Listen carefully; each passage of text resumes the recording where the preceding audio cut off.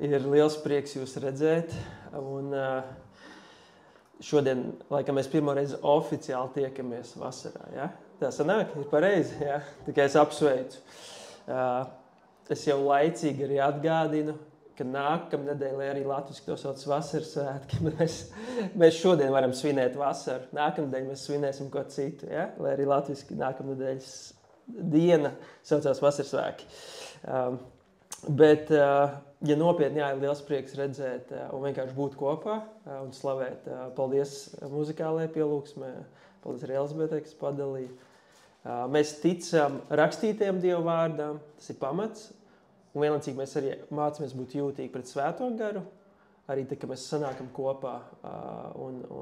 Tāpēc mēs klausamies un esam jūtīgi. Reizēm Dievs var dot kādu specifisku vai atziņas vārdu vai kādu konkrētas lietas, tāpēc, lai jūs saprotiet, ka mums ir kāda sagatava, bet mēs vienlaicīgi esam jūtīgi kā komanda un cilvēki, kas te vadām arī pret Svēto garu vadību. Šodienas tēma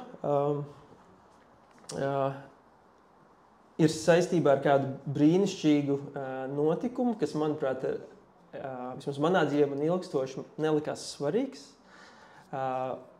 Un kaut kādā ziņā viņš ir noslēpumains. Ja mēs skatāmies uz kristīgās draudzes, mēs teiktu kalendāru, ja, tie ir tādi svarīgi notikumi, kas raksturo bibliskos notikumus, kas notika un kas ir šie ikgadējie ritmi atgādinā mums, ja, Jēzus dzīvē. Un mēs pirms salīdzinoši neilga laika svinējām Kristus augšām celšanos, vai ne? Patiesībā mēs kā draudze, mēs tajā nedēļā arī šeit visus krēslus izņēmām ārā. Mums te bija liels aplis, un mēs svinējām Paskā mielastu. Tas bija mielasts, ko Jēzus baudīja, iedibinot vakarēdienu. Un tās nedēļas kulminācija, protams, ir, ka viņš 3. dienā, ko viņš darīja? Augšām cēlās, amen. Viņš nepalika kapā, viņš augšām cēlās. Un lai arī cik cilvēks būtu maz saistīts ar kristietību, tas ir skaidrs, ja, tas ir tāds kulminācijas mirklis kristīgajā, mēs teiktu, kalendārā, jeb šajos ikgadējos ritmos. Daudziem vēl viens liels tāds highlights, mēs teiktu, ja, tāds uzsvers ir tas, kas būs pēc nedēļas, kas tiek svinēts un latviski tiek saukts kā vasaras svētki. Ja godīgs neesmu iedzinājies, kā tas latviešu tulkojums nonāca, kā latviešiem vienkārši, man liekas, pēc ziemas tik ļoti prasījās svinēt sauli, ka likās, labi, saliksim kopā. Oriģināli viņš ir vārds Pentekost, kas simbolizē 50. dienu, un ebrejski tas svētks saucās Šavot. Un tur tiek svinēts kas, kad svētais gars tika dots apstuļu darbos 2, ja? Mēs teikt, tā ir kristīgās draudzes dzimšanas diena, ja? Un starp šiem abiem lielajiem svētkiem, Kristus augšām celšanos un vasaras svētkiem, ir vēl kāds notikums. Starp šiem diviem grandiozajiem notikumiem ir kāds pārējais punkts, bez kā Kristus draudze, Jēzus sekotāji nevarētu būt tādi, kādi tie ir šodien. Un šis notikums ir Jēzus pacelšanās debesīs. Notikums, kas varbūt kādi dzirdējuši vārdu debesu braukšanas diena. Ja? Tad Jēzus tiek pacelts debesīs, šis augšām celtais Kristus, Bībeles vārdiem tiek paaugstināts, un mācekļiem redzot tiek pacelts debesīs. Un apstuļu darbi 1. nodaļa ir viena no 2 tām galvenajām rakstvietām, kur šis notikums ir aprakstīts. Otrs ir Lūkas evaņģēlijā, kur mēs šodien neiesim, bet jūs variet gan sekot līdz ekrānā, ja tev ir savu bībelīti, var droši šķirstīt vai svaipot. Man vienmēr patīk šķirstīšanas skaņa. Kā īpaši žetons tiem, kas šķirst. Ja. Paldies. No 6. panta varam lasīt. Tad, Jēzus ir bijis augšām celts, viņš ir pavadījis laiku kopā ar saviem mācekļiem, un viņš viņiem ir mācījis par Dievu valstību. Ja? Ļoti svarīgs temats. Un tad ir šī saruna 1. nodaļas 6. pantā. Tad tie, kas bija sapulcējušies, viņam jautāja: Kungs, vai tu šajā laikā no jauna uzcēls Izrēlam ķēniņu valsti? Un viņš, tas Jēzus, tiem sacīja: nav jūsu daļā zināt laiku vai stundu, ko Tēvs nolicis savā varā. bet jūs saņemsiet svētā gara spēku, kas nāks pār jums, un jūs būsiet mani liecinieki gan Jeruzālemē, un visā Jūdejā, gan Samarijā, līdz pat pasaules galam. Un tad ir šis pants, un to pateicis viņš tiem redzot, tika pacelts, un mākonis uzņēma viņu prom no to acīm. Šobrīd tālāk nelasīsim. Es šo angliski šis vārds ir ascension, ja? Un tāpēc izmantoju vārdu pacelšana, man liekas, tas ir pat tuvāk varbūt bišķi tā kā raksturo to domu, vai vismaz man vieglāk uztveramāk, ja? Tad šis debesīs pacelšanās notikums. Mēs varam domāt, kāda ir viņa nozīme. Un es ticu, ka tas nav vienkārši stāsts par Jēzus, kaut kāda aiziešanu. Tas patiesībā ir kaut kas daudz lielāks, kaut kas nozīmīgāks, kam es teikšu personīgi, es esmu daudz gadus pārskrējis pāri. Šis notikums ietver dažādus svarīgus bibliskus aspektus, kas vienu vietu notiek. Bībeles vārdiem Jēzus tiek pagodināts, mēs varētu teikt, viņš tiek kronēts, un tas ir viņa valdīšanas sākums. Šajā brīdī, kad Jēzus tika pacelts, mēs pēc tam lasīsim panti, kas parāda, kas notiek tajā visā vienādojumā. Ka patiesībā Jēzus ieiet savā rezervētajā vietā, tronī. Un interesanti, mēs ar Elizabetu šodien neko nebijām sarunājuši, tas, lai jūs ziniet, ja? Viņi lasīja atklāsmes grāmatu par Jēru, kas sēž tronī. Tā ir bilde par to, kāds Jēzus ir šobrīd. Ja? Un tas, kur tas sākās patiesībā, tas pilnībā rezultējās šajā mirklī. Jā, tas viņa pacelšanas mirklis. Un es ticu, ka šis notikums ir ļoti svarīgs sastāvdaļa, un šodien mēs bišķi par to domāsim. Es un mēs, kristietībā, mēs mīlam runāt par krustu, amen, slavu Jēzum, kurš nāca mira kā pravietots Mesija, jeb glābējs. Mēs svinam viņa augšām celšanos, vasaras svētkus. Bet jā, kas ir šajā notikumā? Kāpēc viņš ir tik svarīgs? Kāda tam ir bibliska nozīme? Un kas šeit notiek? Un es vēlos nedaudz pastīties pāris domas un rakstītas kopā. Tā, Kārli, laikam būs jāpalīdz. Mēs vēl neesam atrisinājuši attālumu. Labi, ka Dievam nav limitēts attālums no mums, savādāk būtu šī tā. Jā, paldies. Tehnoloģija pieviļ, ja? Tātad pirmais punkts, ko es gribu sākt šodien, mīļie. Jēzus valda. Paskam kopā, 3-4. Jēzus valda. Un mēs skatīsimies šo domu, ka viņš tiek pacelts debesī, un patiesībā tas pirmais un tas mērķis, kāpēc viņš tiek pacelts, ir, lai viņš tiktu bibliskiem vārdiem sēdināts tronī. Un ja var Kārli rakstvietu, kas ir nākamā, Efeziešiem 1, šodien arī Elizabete bija Efezieši 1 pāris pāns iepriekš, tā kā mēs gan īsti saskaņot visā. No 19. pānta Pāvils runā par svētā gara spēku, kas darbojās Kristu, sekojiet man līdzi. Viņš saka, šī varenā spēka darbību viņš, tas ir tēvs, ir parādījis Kristu, Jēzu. Tad ir šie svarīgi aspekti. Augšām celdams to no mirušajiem. Amen. Un tad lasam šo. Sēdinādams pie savas labās rokas debesīs. Ja? Augšām celšanās nebija gala mērķis. Bija vēl kaut kāds solis, kam bija jānotiek. Ja? Ja tā var teikt, tāda bibliska karte, kam bija jānotiek. Un mēs reizēm apstājamies un ir augšām celšanās un viss. Patiesībā, ja sāk iedziļināties, šim ir ļoti svarīgs aspekts. Ka viņš tika pacelts debesīs, lai viņš tiktu sēdināts tronī, autoritātes pozīcija. Un lasam tālāk, ko tas sevi ietver. Augstāk par katru valdību, arī Rīgas pašvaldību, varu, spēku, valdīšanu un pār visu citu, lai kādā vārdā arī to nosaukt, nevien šajā laikā, bet arī nākamajā. Un tad šie skaistie vārdi.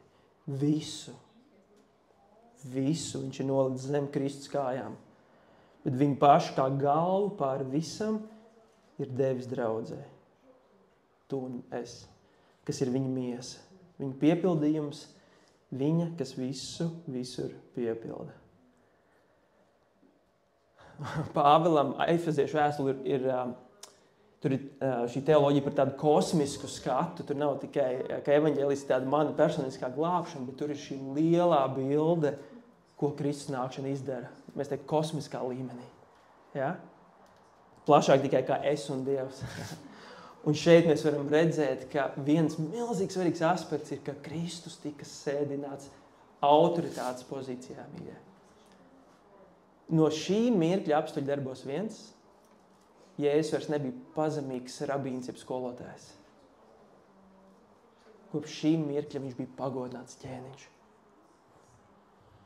Un tāpēc šis notikums par Jēzus pacelšanos nav patiesībā viņa kaut kāda atvadas un attālināšanās, kas saka, viss. Bet patiesībā tā ir, mēs teiktu, kā kronēšanas viens solis.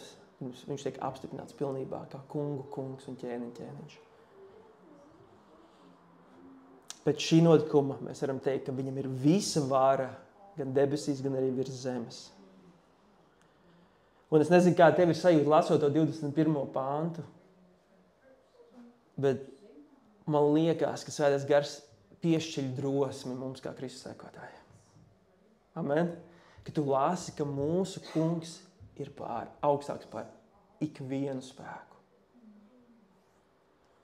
Un ka, lai arī kas tas būtu, tas ir likts zem viņa kāju pamesla psalmvārdiem. Lai arī kas tev liekas kā neuzvarams spēks vai milzīga problēma, šī tēma mums iedod perspektīvas, ticu. Ko tas praktiski maina mūsu dzīvēs? Es ticu, ka pirmkārt tā nocentrē mūs ar realitāti. Es nezinu, kā tavā dzīvē man bieži varbūt parādīties kāda problēma, un es esmu nocentrējies pret to problēmu, ne? Man liekas, viss griežās ap to problēmu. Tā problēma ir tik liela, kā kaut kas var mainīties. Un tas skaisties ar Dievu vārdu, ka Dievu vārds mūs nocentrē pret realitāti. Un kas ir realitātes centrā, kodolā? Tur ir tronis. Un tronī sēž Kristus. Es ticu, ka šī tēma mums norāda uz lielo bildi par Kristu, un tas kaut ko izdara mūsos iekšienē. Es ticu, ka tas palīdz mums sakņoties mūsu ticības pārliecībā, īpaši sezonās vai situācijās, ka mums viss šķiet pilnīgi ārpus kontrolas. Vismaz manā dzīvē man ir tāda mirkļa, es nezinu, kā jums. Un mums ir šī dabiskā tendence pašiem mēģināt sēdēt savā tronī bieži. Mēs gribam kontrolēt, mēs gribam visu saprast. Mēs esam ļoti, ļoti slikti kungu ķēniņi. Bet tā labā ziņa šodien, tās labās ziņas no evaņģēlija arī tev šodien ir kādas. To arī izelpot, kāpēc? Tāpēc, ka Kristus sēž tronī. Šobrīd, kad tu aizver acis, tas, ko mēs lasījām no atklāsmes 21, tas šodien ir tieši tikpat reāls, tad, kad Jānis Patmos salā to sarakstīja. Kristus sēž tronī. Viss ir palikt zem viņa kāju pamest. Nav neviens spēks, neviens garīgs spēks, lāsts realitāte, kas spēj stāvēt pretī Kristum. Mēs principā šo varētu noslēgt. Man vēl ir kādi punkti, bet principā mēs šeit varam apstāties, un tās būtu labās ziņas, tas būtu evaņģēlis man un jums. Ka Kristus valda. Kad viss apkārt grimst un brūk, tu vari tvērties pie fakta, ka Jēzus tika pacelts un sēdināts tronī.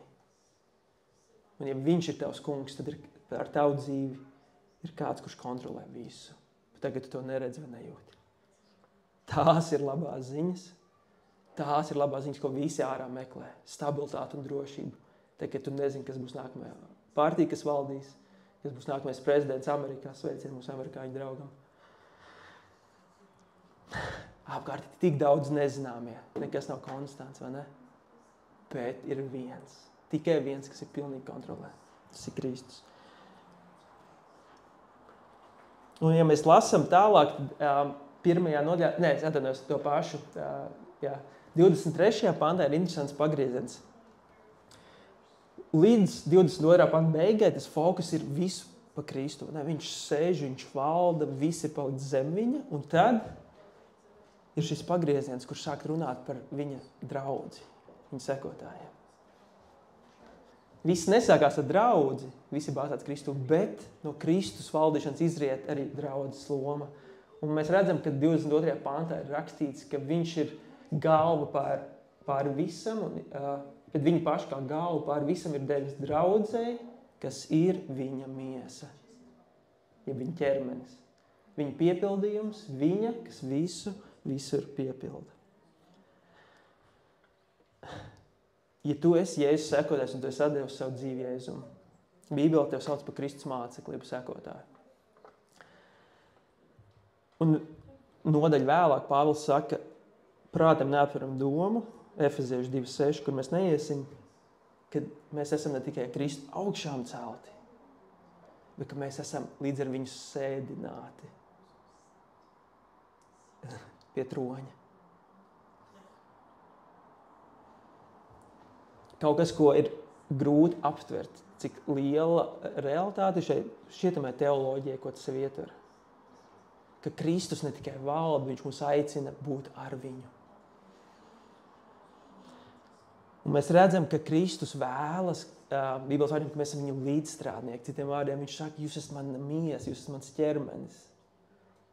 Kā viņš valda, kā viņa valstība tiek nēsta uz zemes. Un jūs domājat, kāda ir atbilde? Kāda būtu atbilde šim uzdevumam, jūs paskatieties viens uz otru. Tieši tādā veidā. Tajā skaistajā, vienkāršajā veidā. Caur ikvienu no mums, kas esam Jēzus sekotāji. Tā nāk Kristus valstība šeit uz zemes. Caur viņu miesu. Un tad mēs domājam, viņam nebija kāds labāks plāns, ja es skatos sev, bet tas ir viņa plāns. Kad viņam valdot, viņš dod iespēju mums, viņa draudzē, viņa miesai nest viņu valstību. Un kā šeit rakstīts, piepildīt zemi ar viņu valstību. Tāpēc šodien es tev gribu pateikt un atjaunot savu prātu, ka tad, kad tu kādreiz kādam stāsti par Jēzu, vai varbūt tu pat pasludini evaņģēliju, labās ziņas par Jēzu, tu nerunā vienkārši kaut kādus vārdus. Tu esi Kristus sūtīts, viņa miesas loceklis, kas piepilda zemi ar atziņu par viņu. Par vienu, kas sēž tronī un vienu dienu nāks.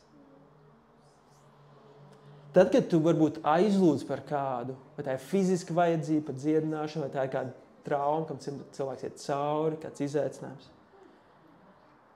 Tu to nedari vienkārši ar tādu, cerēsim, ka būs labi. Nē. Tu to dari kā kāds, kurš ir pilnvarots no Kristus ar viņa autoritāti iestāties par cilvēkiem. Nest viņa valstības realitāti cilvēku dzīvēs. Nest viņa gaismu tumsā.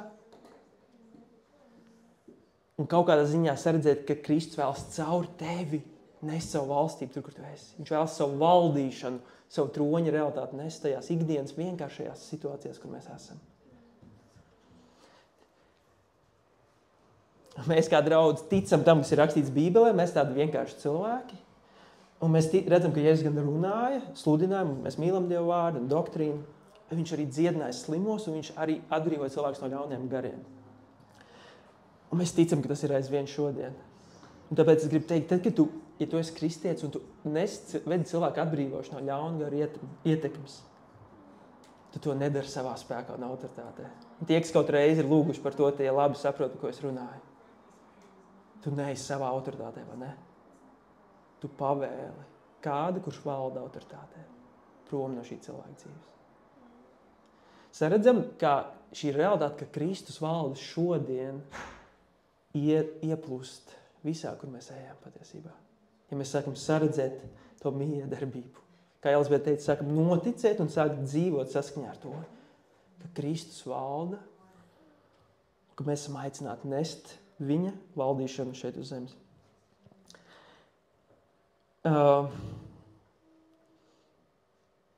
Es tagad gribu dot tādu interesantu, šodien mums tāds interesants dievkalpojums. Jā, mums gadās tā. Man bija sirdīgi, ka tagad mēs paņemsim 5 minūtes, uzlikšu timeru. Man patīk ļoti timers. Gan tagad es ņemu power nap, labi, es nenovirzīšos no tēmas, bet jā, sadāk es aizplūstu. Mēs paņemsim 5 minūtes un sadalīsimies grupiņās pa 2-3 cilvēkiem un atbildēsim katrs uz vienu jautājumu. Kad ir bijusi pēdējā reize, kad tu esi piedzīvojis savā dzīvē Kristus autoritātes spēku, viņa valdīšanas spēku? Vai tas bijis savā dzīvē, vai kur tu to esi nesis citu dzīvē? Kur tu esi piedzīvojis, ka Kristus sēž tronī, viņš valda, un ka tas ir ieplūdis tavā dzīvē, vai iekš tavas dzīves, pašattiecībās vai realitātē, vai arī kur tu esi bijis šīs realitātes nesējis. Tas ir interesants jautājums, es zinu. Un es uzlikšu taimeri un droši pagriezies. Ja ir kāds cilvēks, ko tu nepazīsti, ideālā gadījumā tas ir kāds, ko tu nepazīsti tik labi, un ja mums kāda ciemiņas aicina, esam viesmīlīgi pienākam klāt, 5 minūtes, 2 līdz 3 cilvēki. Tad vēlreiz, kad ir bijusi pēdējā situācija, kad tu esi piedzīvojis Kristus valdīšanas realitāti, viņas spēku, kaut kādā veidā, varbūt vienkāršā, varbūt pārdabiskā, savā dzīvē vai caur savu dzīvi citu dzīvēs. Tā kā es tagad teikšu 1, 2, 3, un tad mēs atrodam draudziņu vai 2 draudziņus un vienkārši padalāmies, ja? Lai saslēgtu šo pirmo punktu šai tēmai ar mūsu reālo dzīvi. Ja? Un ja tu nevari iedomāties, pilnīgi brīvi teikt, es uzreiz nezinu, ir ok, ja? Tu vari izelpot. Šeit nebūs vērtējums. Tā kā mēs visi esam mācekļi, tā kā mācīsimies kopā. Ja? Tad 5 minūtes, 2 līdz 3 cilvēki. 1, 2, 3, aiziet, atrod savu draugu. Ok. Man zvana taimers, bet jūs viņu nedzirdiet, jo man ir izslēgta skaņa. Tā, mēģinām apaļoties, ja, grupiņas. Ja, ļoti labi. Bija labi dzirdēt? Bija vērtīgi dzirdēt? Ja? Ir labi atskatīties, vai ne? Kad es domāju, es minēšu 2 piemērus. Viens, kas man nācis salīdzinoši nesen, bija kopā lūkšanās ar kādu cilvēku, un šim cilvēkam bija kāda dziļa pagātnes lieta, kas vilkās līdzi.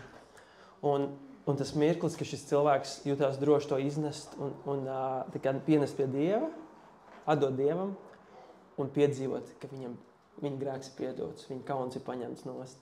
Ja? Un kas to izdara? To izdarīja Jēzus. Un tas bija tāda dziļi personīga pieredze, ka tu vienkārši redzi, ka principā cilvēks sastopās ar Dievu kādā dziļā tumsas lietā, kas viņu vilkusi un mocījusi ilgstoši. Ja? Un kad ir šī drošība ienākt Dieva gaismā. Ja? Un ka Kristus no troņa ir kāds, kurš piedod aizvien. Tā kā, jā, piedošana kā tāds viens milzīgs aspekts. Un otrs, kas man nāca no manas dzīves, kur es pievēršu logu.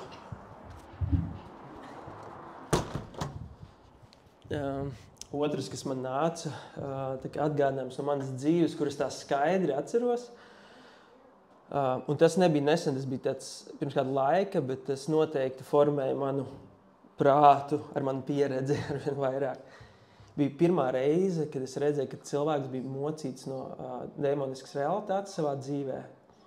Un es biju intelektuāli daudz zināju Dievu vārdu, un es ticēju, ka tas ir noticis, bet es to nebiju piedzīvojis personīgi. Un es neiešu detaļās visam tam stāstam, tas stāsts beidzās labi. Bet tas, kas man fascinē, bija, ka tajās beigās tas, kas mainīja situāciju, bija, ka tā bija Kristus vārda spēks un viņa autoritāte. Nevis mūsu cenšanās vai labi vēlējumi, nē. Tā bija viņa deleģēta autoritāte mums, kā viņa sekotājiem, pavēlēt šai garīgai tumsai, kas ir mocījuši šo cilvēku. Tā bija kāda studenta meitene. Atstāt viņas dzīvi. Un tajā mirklī, ka tu esi personīgi ar kādu spēku, kur tu saproti, kā Mārcis nevēlētos sastapt. Jūs nejūtos nekvalificēts, nekādā veidā. Bet Kristus. Bet viņa autoritāte. Un pēkšņi es jūtu, ka manī parādās drosme, kas nav mana. Kāpēc? Tāpēc, ka es viņa deleģēts, viņa vārdā nesu viņa valstības realitāti šī cilvēka dzīvē. Un tie ir tie mirkļi, kas man liekas, ļauj saskarties ar šo Dieva valstību, kas būs klāta kādu dienu, ka Kristus būs šeit pilnībā uz zemes. Būs pilnīga brīvība, un mēs varēsim redzēt, ka viņš valda ar savu brīvību un dzīvību. Un tāpēc mums ir svarīgi mūsu ikdienas situācijas, gan ļoti vienkāršās, gan arī pārdabiskās, ja viņas savienojās, saredzēt, ka viņš valda un ka viņš vēlas līdzdarboties ar mūsu dzīvēm. Nākamais punkts, Kārli, ja tu vari. Otrais aspekts no šī Jēzus pacelšanās stāsta, es nepieminēju, bet šī ir tiem, kas ir misijas cilvēki, zina, Rikstāts ir un vēl citi. Šī ir pamata raksturvieta, kad tiek apmācīti cilvēki saistībā ar lielo pavēli. Ja? Tas ir par mācekļu veidošanu. Un ļoti interesanti, kur Jēzus viņu bāzē. Viņš sāk nevis vienkārši ejiet un kaut ko dariet. Viņš saka, nē. Man ir dota visa vara debesīs un virs zemes. Tādēļ, atslēj vēl, Kārli, atslēj vēl. Tādēļ, ja, redziet, kāpēc notiek, kāpēc draudz ir sūtīt misijā? Kāpēc? Tāpēc, ka viņš sēž tronī un valda. Redzam? Tas maina visu spēles vienādojumu. Nevis mēs mēģinām kaut ko, Kristus mūs sūta. Viņš valda. Neatkarīgi, vai tu to jūti vai nejūti. Neatkarīgi, vai tavu paziņu ģimeni, paplašinātā ģimeni to jau saredz vai ne. Kristus valda, viņš mūs sūta. Kāpēc? Tāpēc, ka viņam ir dota visa vara. Redzam šis varas aspekts, ka viņš valda. Ja? Reizēm mēs tam paskrienam garām. Jā, Kārli, tu vari otro aspektu, ejam šo rakstvieti jau pieminēju. Otrais aspekts, ko es gribu vienkārši akcentēt, saistībā ar šo pacelšanās stāstu, ka ja es tiku pacelts un sēdināts tronī, ir šī realitāte, ka Jēzus mūs nepamet. Un mēs redzam tālāk šī stāsta attīstību, ka tādēļ, ka viņš tiek sēdināts tronī, ko viņš dara, tagad viņš var sūtīt savu svēto garu. Ja? Šis pacelšanās debesīs notikums ir process, kura rezultātā Jēzus ir apsēdies tronī. Viņš ir valdnieks par visu debesīm un zemi. Un tagad viņš var sūtīt savu garu saviem sekotājiem. Tāpēc, ka tagad viņiem ir Kristus jauns centrs, jeb taisnība. Bībeles vārdiem viņiem dod Kristus taisnību. Tāpēc tagad svētais gars var iemājot ķīla, viņš var iemājot katrā vienā no mums. Ja? Un liekas, Mārts, vai tu neesi bišķi samudrījies, baigi sarežģīt? Nav sarežģīt, patiesībā tas ļoti skaidri un vienkārši. Uzliec, Kārli, Jēzus paši vārdi. Nākamo slaidiņu, Kārli? Nē, nav pa vidu pāns, ne? Es neesmu ielicis. Labi, tad mums vajag uzšķirt vai uzsvērot. Jāņa 7, 37. Tad, es iesaku atzīmēt šo. Šie ir daudziem mīļi pānti saistībā ar svēto garu, bet es šoreiz viņu no cita leņķa citēšu. Jāņa 7, 37. Bet pēdējā lielajā svētku dienā, tad Jāņa 7, Jāņa evaņģēlijs, 7. nodaļa, no 37. līdz 39. pantam. Piedod, es bišķi pagaidīšu. Ir, ok. Bet es cienu tos, kas šķir. Bet pēdējā lielajā svētku dienā Jēzus nostājās un sauc daudziem šie mīļi panti. Kam slāps, tas lai nāk pie manis un lai dzer. Kas man tic, un tad Jēzus citē, saistībā ar svēto garu, veco darību, praviešu, kā rakstos sacīts, no tā plūdīs dzīvā ūdens straumes. To viņš sacīja par garu, ko saņems tie, kas viņam tic. Un šeit parasti viss apstājās, bet tad ir viens teikums. Mēs varam nepamanīt viņa nozīmi. Jo gars vēl nebija dots. Kāpēc? Tādēļ, ka Jēzus vēl nebija ievests godībā. Liekas, maz nozīmīga detaļa, bet nē. Redzam? Tāpēc, ka Jēzus vēl nebija pacelts debesis un apstiprināts, kronēts, sēdināts. Viņš vēl nevarēja dot savu garu. Evaņģēlijos viņš dod savu autoritāti, kas ir interesants starposms. Viņš dod autoritāti un varu saviem mācekļiem. Un viņi jau šķietam sāk darīt kādas lietas, bet viņos vēl nemājo svētais gars. Un tad Jēzus ir pagodināts, augšām celts, kronēts un sēdināts. Un tad, Jēzus saka, tagad es jūs neatstāšu vienus. Ja? Atzīmē to domu, ka viņš vēl nebija iegājis skaidrībā, bet tā doma pagodināts. Ja? Tas viss iet ap šo tēmu, ja? Ka viņš tiek pacelts, lai viņš būtu sēdināts. Viņš citviet Jāņa evaņģēlijā 16 teica, labāk jums ir, ka es aizeju, jo tad nāks aizstās, vai ne? Šī paša doma. Viņš saredzēja, ka viņam ir jāiziet. Viņam ir jātop sēdinātam šajā valdīšanas pozīcijā. Un tad tiks dots svētais gars. Un ko tas nozīmē mūsu dzīvēs, mīļie? Ka tev kā Kristus sekotājam, ja tu esi Jēzus sekotājs, tev ir dota svētā gara ķīla. Tāpēc tas jauni piedzimis Bībeles vārdiem. Un vienīgais iemesls, kāpēc tas var notikt tavā dzīvē, Kāpēc tas ir noticis, vai kāpēc to var būt piepildīts ar vairāk Svēto garu? Kāpēc?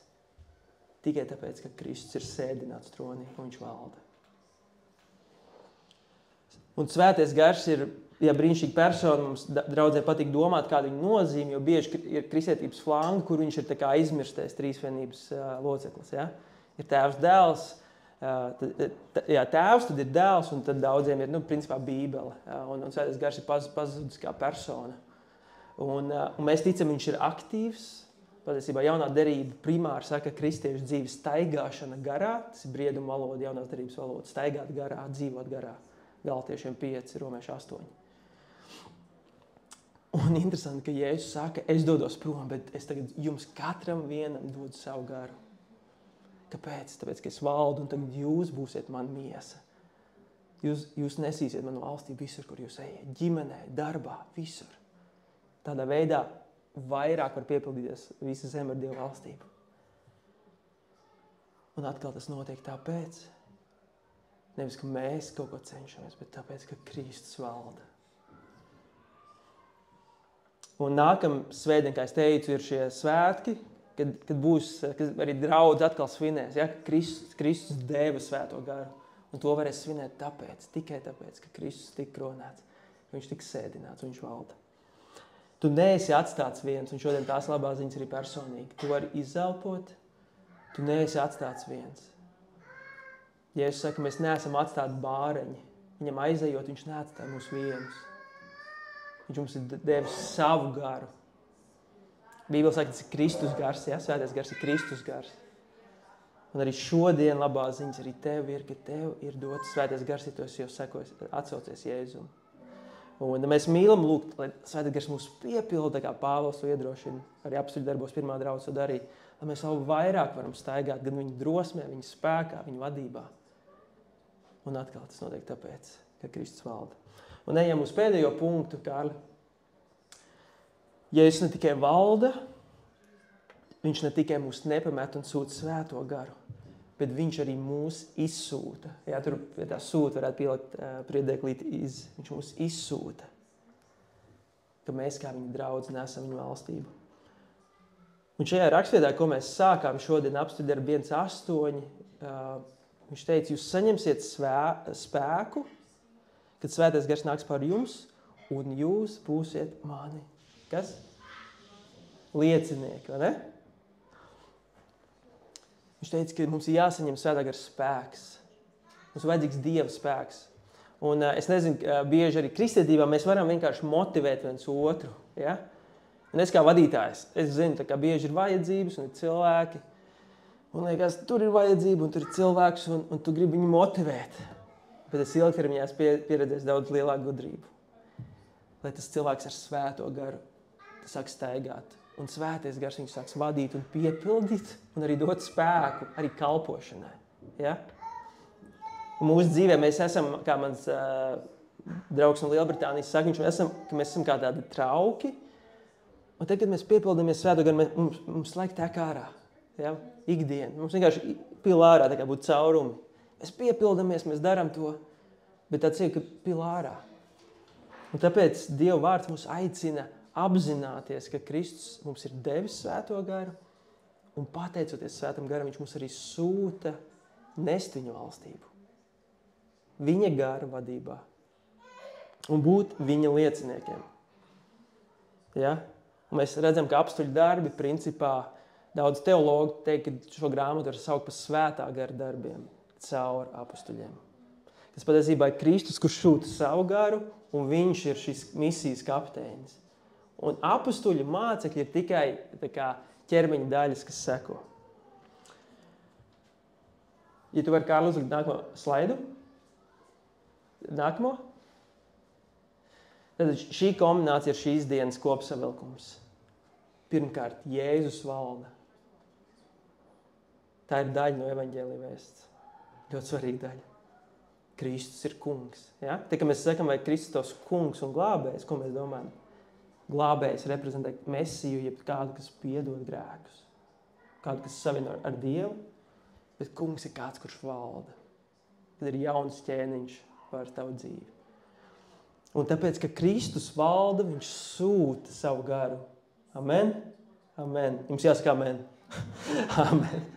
Ja tu piekrīti, ja? Jā, to varbūt pārdomā, vai tas ir bibliski. Tas ir. Un tāpēc, ka viņš, vēl atpakaļ. Un tāpēc, ka viņš sūta savu svēto garu, viņš izsūta tevi un mani.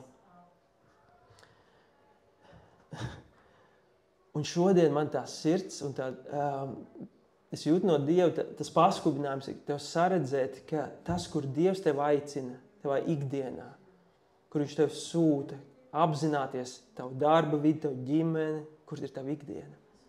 Tas ir tavs misijas lauks. Tas ir tas, kur Dievs vēlas, ka tu nes un tu nes viņu valstību. Var Kārli to pēdējo bildi uzlikt. Ka viņš tev aicina nest piedošanu tur, kur valda rūgtums. Ka tu vari nest viņu valstību, iespējams vietā, kur ir izmisums, un tu vari nest cerību. Varbūt vieta, kas ir garīgi tumša, varbūt tu pat teiksi vārdu dēmoniski, jūt kaut kas tumšs, bet tevi Kristus autoritāte, un tu nes debesu valstības realitāti tur.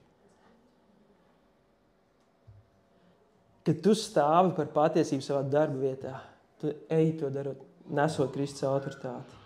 Kad tu lūdz par dziedināšanu kādam, vai tas ir emocionāls trauma, fiziska vajadzība, tu to dari tāpēc, ka Kristus tevi ir autorizējis un tu vari nest debesu valstību šeit uz zemes. Kad tu sludini evaņģēliju, tu esi Jēzus kā kunga sūtīts, kad tu vari pasludināt, ka ir jauns valdnieks jau 2000 gadus, kurš aicina atsaukties viņa valstībai, pievienoties.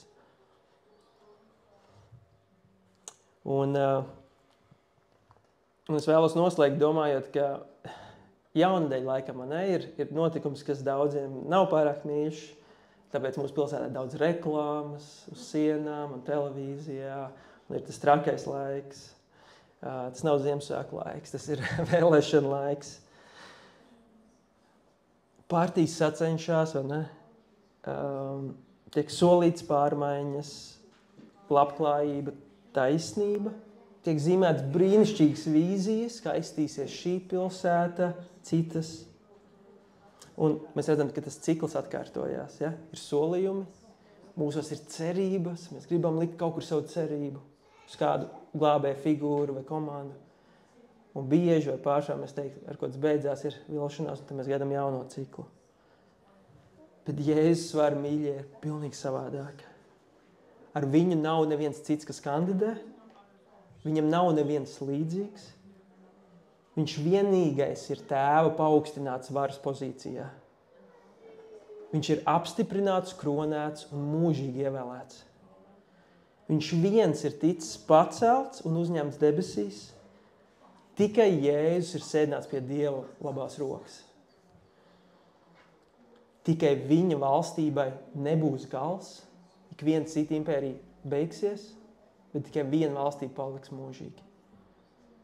Tikai viens ir ķēniņš un kungu kungs. Viņa vara nav pārējoša. To nevar atcelt, apstrīdēt vai apdraudēt. Visas impērijas spēki un garīgas realitātes, lāsti un demoniski spēki ir palikti zem viņa kājas. Un, mīļie, tuvojas tā diena, kad viņa valstība atklāsies pilnībā. Kad viņš nāks un nesīs jauno valstību, debesu valstību šeit pilnībā uz zemes, no Jeruzālemes pār visu pasauli, kā pravieši saka. No tās pašas vietas apsveļ darbos Eļas kalnā, kur viņš devās augšup, Caharija pravietis saka, viņš nāks atpakaļ. Un viņš nesīs savu tiesu, taisnību un visbeidzot arī debesu valstību šeit uz zemes. Redzami, taisnīgi un mūžīgi. Un Kristus sekotāji būs aicināti valdīt kopā ar viņu. Un līdz tai dienai, viņš izsūta tevi un mani. Šodien. Apzināties, ka viņš ir pilnīgā kontrolē. Ka tu vari izelpot. Tu vari ieskatīties acīs jebkam, kas zog tavu mieru un pārliecību. Viņš valda. Un viņš izsūta tevi no tādas pozīcijas, ka tu esi aicināts būt drošs, ka tu vari būt sakņots. Tu vari nebaidīties, ko nesīs rītdiena, ko pat nesīs Rīgas pašvaldību vēlēšanas. Tā ir mazākā problēma, ne? Līdz mirklim, kad viņš nāks otrais, un viņš nāks mīļai. Viņš bazūnēm skanot nāks atkal. Mēs esam 6. stāvā. Reizēm man palīdz šis atgādinājums, ka skatīties bišķi augstāk. Viņš nāks atpakaļ. Bazūnēm skanot jeb šoferiem. Viņš nāks atpakaļ. Viņš nesīs pilnīgi taisnību. Un tāpēc, lai Kristus tev šodien stiprina ar apziņu, ka Jēzus ir kronēts ķēniņš un kungs. Vairs ne Cēzars ir kungs, bet Jēzus. Vairs neviena impērija nav primārais realitāte, bet Dieva miesa par zemi. Viņa ir noslēpta, reizēm neredzama, bet viņa nes viņu valstību un tiesam tu nes. Tāpēc, lai Kristus mums palīdz apzināties, ka viņš valda tagad, viņš sūta savu garu tagad, viņš arī izsūta tev un mani šodien un tagad. Un tāpēc lūksim kopā no pozīcijas, kur mēs zinām, ka mūsu kungs valda. Ja? Un tu vari lūgt līdzi ar mani, tev varbūt ir konkrēta situācija, par ko tev varbūt ir jālūdz kopā, varbūt ir kaut kas aizvien tev kavē un ir sfēra, kur tu jūti, Kristus nav tur kungs, vai tajā sfērā es saprotu, viņš nevalda, tur varbūt valda meli, vai ka man ir jākontrolē. Bet šodien tu vari atdot to sfēru kādam, kurš valda. Tu vari šodien atdot to cilvēku kādam, kurš ir pilnīgā kontrolē. Tu vari atdot to situāciju, zinot, ka viņš ir labs. Neatkarīgi, kam tu esi gājis vai ej cauri. Viņš ir alfa un omega. Viņš ir pirmais un pēdējais. Viņš ir sākums un gals. Viņš ir Jūdas no lauva. Lauva no Jūdas, kas valda. Kas ne tikai mīlošs jārs, kas sēž, bet spēcīgi lauva, kas rūc, un viņš nāks atpakaļ. Tāpēc lūksim no tās vietas. Mēs slavējam Tevi, Jēzu.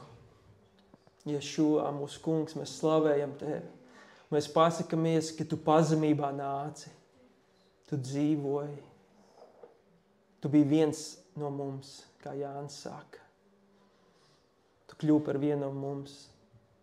Un tad Tu pabeidz savas dzīves mērķi mirstot.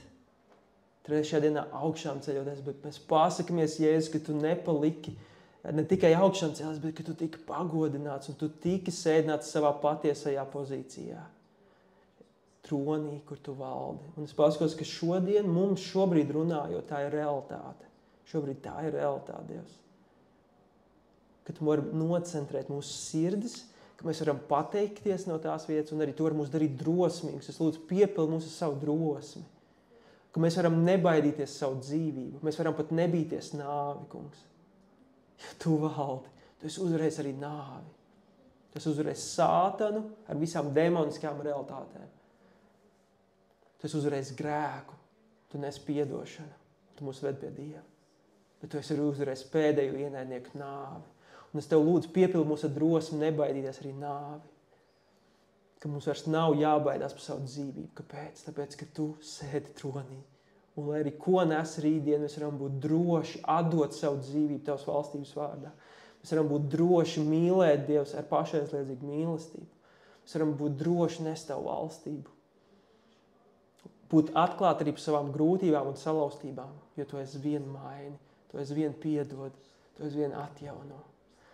Un tāpēc mēs slavējam Tevi šodien, kungs. Valdi mūsu dzīvēs pieaugošu vairāk.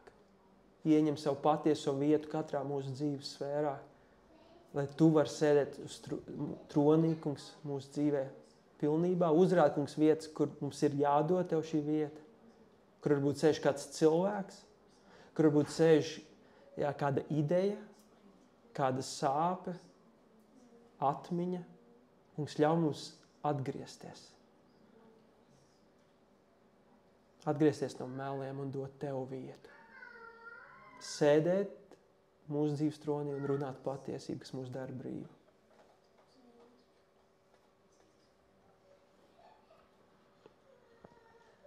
Un paldies, ka mēs varam dzīvot no Tavas uzvaras realitātes. Paldies, ka mēs esam sēdināti līdz ar Tevi debesīs, kungs. Un pat mums pilnībā neizprotot to realitāti. Paldies, ka daļa no mums jau ir savienot ar Tevi tronī, kur Tu sēdi šobrīd. Un tā ir realitāte. Un mēs slavējam Tev, Jēzus, par to.